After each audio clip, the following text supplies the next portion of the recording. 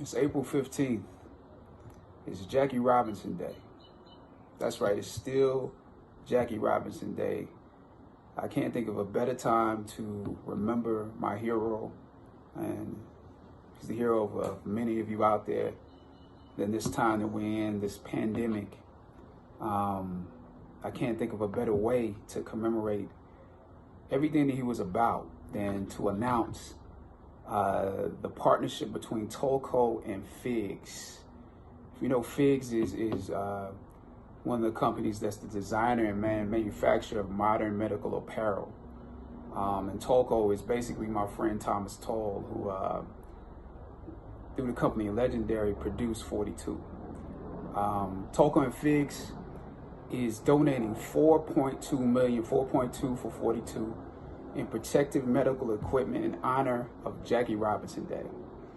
You know, for the last couple of weeks, we found that the statistics for COVID-19 have shown that the African American community has been hit the hardest. The Latino community has been hit the hardest, and that's partially because we're the frontline workers. We're the ones still going to work. We're the ones still driving the buses. But in the hospitals and in the medical field, we're the EMTs. We're the ones who are, you know, going to battle every day. In some of the hospitals that are servicing, you know, our people, there's just not there's not enough equipment. There's not enough, you know, masks. There's not enough gloves. There's not enough isolation gowns. And so what Tolco and Figs is doing is they're going to execute the distribution of those scrubs, of those masks, of those isolation gowns to those hospitals that have been impacted the most.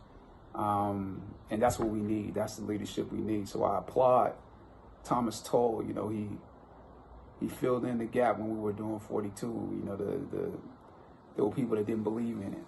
And it's the same thing happening right now. You know, throughout this process, the federal government and the states have not exactly come together. You know, the federal government has not made sure those companies that provide, you know, that they put a bid in and then distribute as needed the equipment. The same thing is happening with the tests. You know, the federal government has to put a bid in and, you know, make sure that the prices don't get driven up on the states, especially the ones that need it the most.